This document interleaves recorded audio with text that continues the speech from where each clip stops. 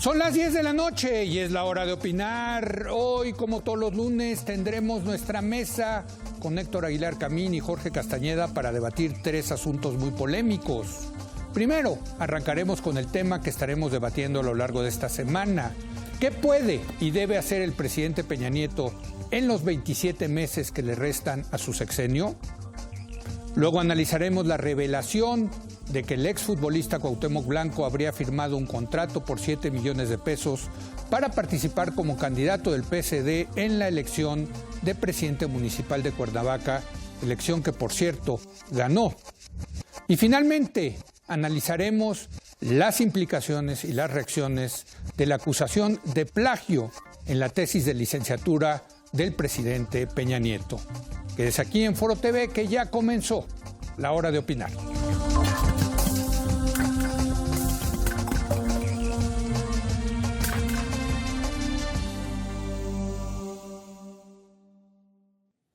Muy buenas noches Jorge Castañeda, ¿cómo estás? Hola, Leo. Héctor Aguilar Camín, Leo, buenas noches. ¿Cómo estás? Buenas noches. Buenas noches.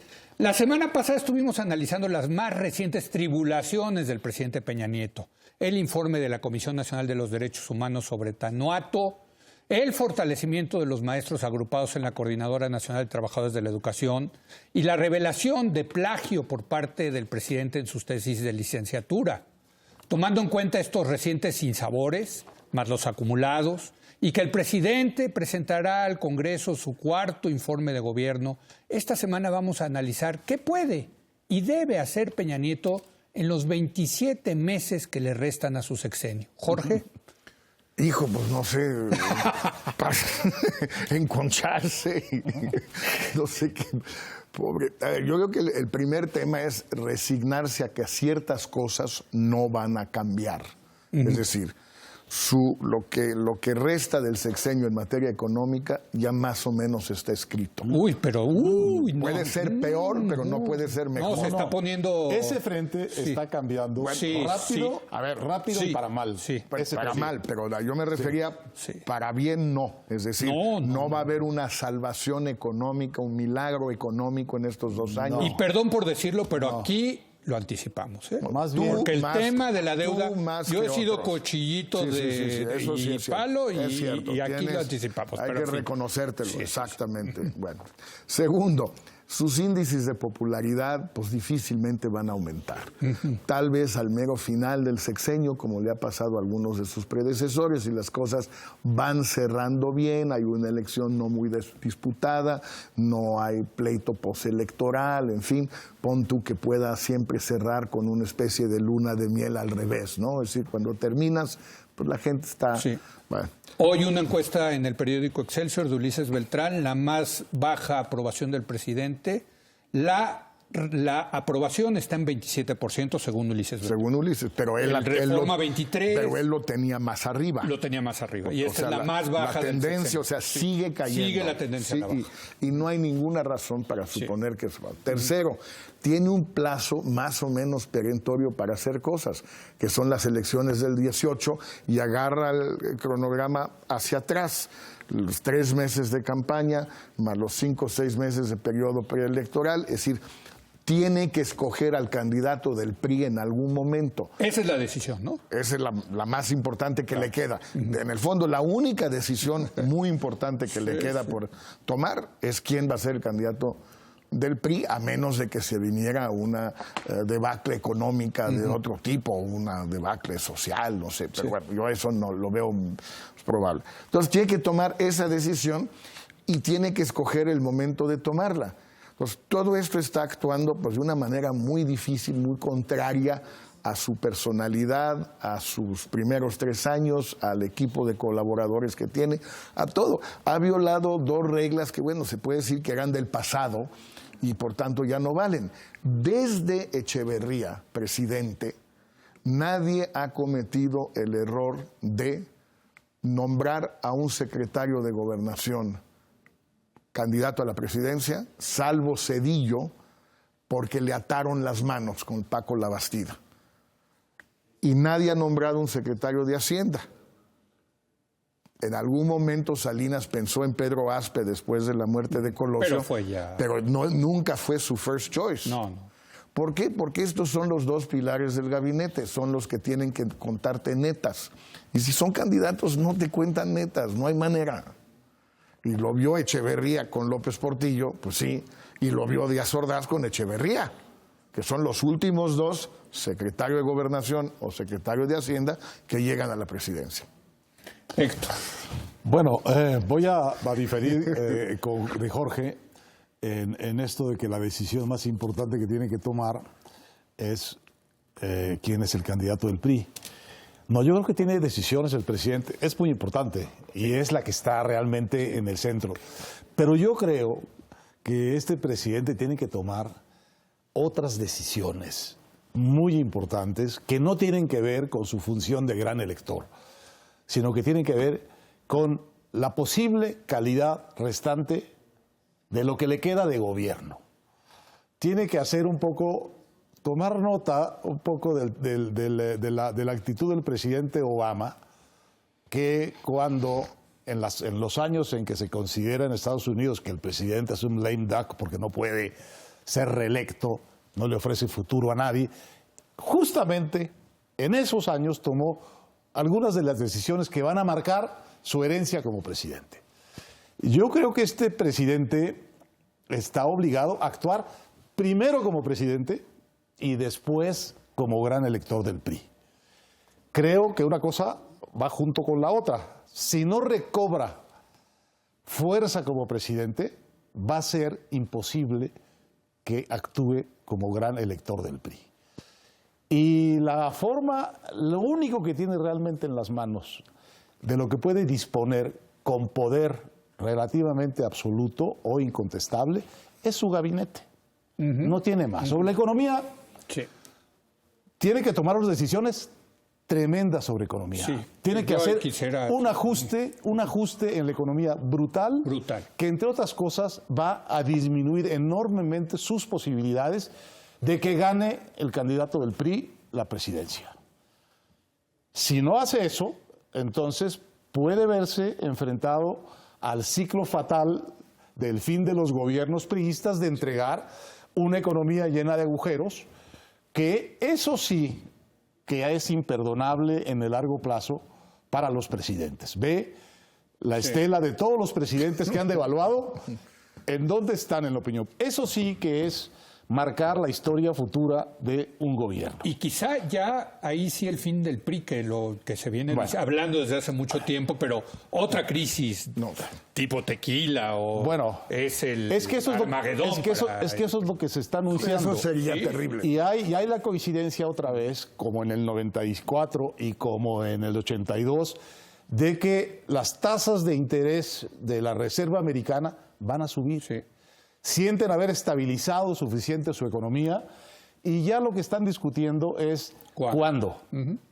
No que la tendencia va a ser así. Bueno, cada vez que eso sucede, hay un efecto, como decía aquel Ross-Perot, hay un sucking sound de dinero, de inversiones que están aquí en la bolsa, etcétera.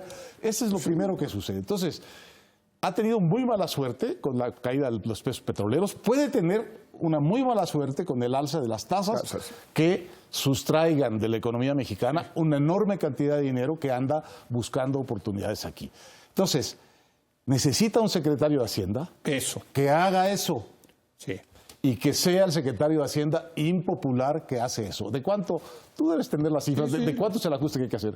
No, mira, hoy anunció la Secretaría de Hacienda que ya compró las coberturas para el año que entra, para el 2017. O sea, ya aseguró el precio del petróleo para el 2017 a $42 el barril. A eso le quedan 30. Sí, bueno, pero espérame, pero a eso hay que quitarle la prima del seguro que se compra. Vamos a poner que es en 40. Yo te diría, a ojo de buen cubero, tienen que bajarle al gasto público. ¿Cuánto? Yo te diría 5 o 6% el año que entra. Ahora, es brutal. Pero no solamente eso. Lo que han venido recortando ahorita es la inversión pública. Por eso está parado el sector de la construcción. Lo que recortaron fue la inversión en infraestructura. Ya no da para más, ya está en los huesitos. Tienen que cortar ahora sí gasto corriente. Y ese es el políticamente, Héctor, Jorge, más explosivo, ¿no? Porque implica despedir gente. Entonces necesitas eso. Sí. Y necesitas un manejo de la política correspondiente con eso. Es decir, un secretario de Gobernación que esté ahí para parar los golpes y para contener la gigantesca molestia de este asunto. Un secretario de Gobernación que no puede estar en la hipótesis de que se está jugando la candidatura a la presidencia, porque entonces no va a hacer las cosas que hay que hacer, porque son duras las que tiene que hacer el de Hacienda y son muy duras el que tiene que hacer el de Gobernación. Bueno. Pero entonces, ¿tú qué estás diciendo? Que el presidente tiene que remover a sus dos piezas más tiene importantes. Que cambiar seriamente su gabinete. Comenzando con estas dos piezas. Y poner los políticos profesionales que él juzgue que están comprometidos primero con resolver los problemas de su gobierno y después con el futuro político de sus respectivas personas. Eso me parece, por eso digo que sí, a lo mejor va una cosa va con la otra. Pero la presidencia, a mí me parece, es arreglar su gobierno. Bueno, su gobierno el tiempo, por su gobierno supuesto está muy que mal. Su gobierno está muy mal. Pero implica, para que nos quede claro, quitar a los dos hombres fuertes de Peña Nieto. No quitar, removerlos. No, anunciar removerlos. Quitarlos o anunciar que ellos no son. Que no son el candidato presidente. Que no son candidatos y que ya se olviden de eso. Yo creo que el Videgaray está en esa hipótesis. Yo no lo veo, yo no lo creo. Pero en fin, sí. A mí me parece que lo esencial es que ya tuviera dos secretarios ahí que no le estén jugando a esto y que tampoco tengan gallo. Porque eso es lo que...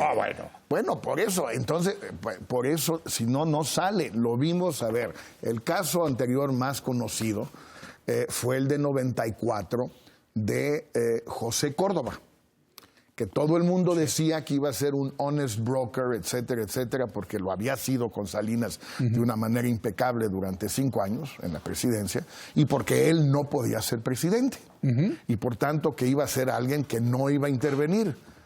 A ver, ¿cómo diablos no? Bueno, es imposible. A ver, no intervino. Intervino cuando ya se murió Colosio. Yo creo que intervino antes Cedilla. también. ¿Tú crees que...? No, pero ahí donde fue muy claro es cuando fue Cedillo a favor de se tuvo que ir Córdoba. Tuvo que ir. Pero lo que digo yo ahora es que si quiere que se queden Videgaray y Osorio, ¿por qué no? Pero tiene que quedar claro, 1, que no juegan, y 2, que no estén moviendo fichas, porque volvemos a lo mismo. El presidente le pregunta a Videgaray, ¿cómo están las cifras de la pobreza, Luis? Extraordinarias, señor presidente. La lavadora de Gilgamesh. ¿Por qué? Pues porque el candidato de Videgaray, aún ya no siendo él el candidateable, podría ser Mid. O le pregunta al presidente, ¿cómo está el tema de la CENTE y los maestros? A Osorio. Espantoso, señor presidente. O sea, es más o menos la revolución rusa. ¿Por qué? Pues porque está en contra de Nuño, porque el Nuño sería el de Videgaray. Bueno, no tiene solución eso, más que yo creo que ya saque al que quiera sacar, exponiéndole a lo que se va a llevar una golpiza durante un periodo más largo. O sea, también destapar ya. Yo creo que sí. Bueno, está aquí agregando algo importante, Jorge. El punto es que yo también creo, porque está muy rezagado el candidato del PRI, que está ya en los huesitos, como decimos. Mira, para mí está claro que el presidente puede cambiar a su gabinete. Sí. Y rehacer su gobierno en el sentido de cambiar las personas y los perfiles de sus secretarios de Estado. No estoy muy seguro de que las condiciones en que está pueda decir, este va a ser mi candidato del PRI y que ese sea. Porque la verdad es que el poder del presidente quizá no alcanza hoy para vencer, por ejemplo, una alianza de gobernadores en torno a otro candidato. Bueno, es que es la alianza de gobernadores que puso a Peña. Sí, claro. La alianza que puso a Peña en el PRI fue una alianza de gobernadores. Sí, claro. Bueno, pero no había presidente priista. Revisemos los gobernadores priistas a ver si estos podrían aceptar a cualquier candidato que les impusiera Peña Nieto. No lo creo. Yo creo que parte de la crisis del gobierno de Peña Nieto es el creciente debilitamiento del poder presidencial. Y en este caso, para efectos de lo que tradicionalmente era el gran elector, que el presidente decía este y ese era. Por cierto, nunca dijo este y ese era sin problemas. Siempre había problemas. No, pues hay que leer el libro de Jorge. Siempre hubo problemas. Ahí está tu libro, ahí está tu libro, el de la herencia. Pues creo que ahora lo sabría muchísimo más. Muchísimo más. Entonces, hay dos asuntos. Yo no sé si pueden nombrar al candidato del PRI. Lo que sí sé es que puede remover a todo su gabinete si quiere. A todo. Y cambiarlo. Y rediseñar su gobierno y a ver si eso le alcanza. Si eso le alcanza para después, por ahí de octubre del año entrante, decir, y este es mi hijo bien amado. Un año, Héctor, sí. Elíjalo. No un año de limbo con el gabinete que quieras. No lo sé. Un año, yo lo veo dificilísimo. Honestamente, no veo condiciones para que pueda tomar las decisiones que el país requiere, las que sean de un lado o del otro, en una dirección o en Pero en otra. cualquier cosa, lo que estamos muy poniendo difícil. en la mesa es que lo que necesita es ser audaz. Creo que necesita pensar más allá del próximo town hall que va a ser el jueves que entra con los jóvenes. Tiene que pensar en grande, en buscar, en evitar una posible crisis económica mayor. Tiene dos problemas muy serios que resolver. Uno es el problema de la descomposición de los fundamentales económicos. Ese problema ya está ahí. Eso solo se arregla. El único recurso que tiene el gobierno mexicano para arreglar eso es recortar el gasto draconianamente. Cualquier otra es patear la crisis hacia adelante y llegar al año de la elección con una crisis de las antigüitas. Ese es uno. Y el otro problema que tiene es un problema político. Tiene levantados y en contra a una enorme cantidad de actores políticos frente a los cuales sistemáticamente el gobierno parece débil. Te voy a mencionar dos. La CENTE es un grupo pequeño, regionalmente localizado, que tiene al gobierno federal en un trance. Te voy a mencionar otro que parece que son nada más palabritas, pero no son nada más palabritas. La Iglesia Católica. Pues sí. Bueno, la Iglesia Católica. Bueno, te voy a mencionar otro. Las redes sociales. Están incendiadas. Bueno, entonces tiene muchos frentes en donde ya vive una situación de emergencia. Yo creo, Jorge, que antes de decir quién es el que va a llegar a la playa y echarlo para que nadie... Lo que tienes es que arreglar el bote, porque si no se van a hundir todos. Puede ser.